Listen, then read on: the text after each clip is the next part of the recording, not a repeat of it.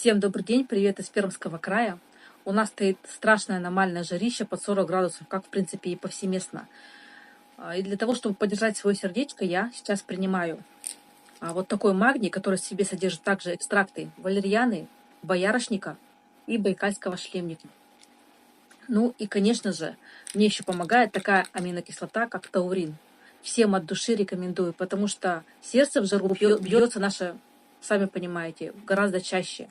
А с этой аминокислотой лучше работает ЖКТ и печенка, поэтому сейчас использую два вот этих продукта именно в самую-самую жару. И вам искренне рекомендую.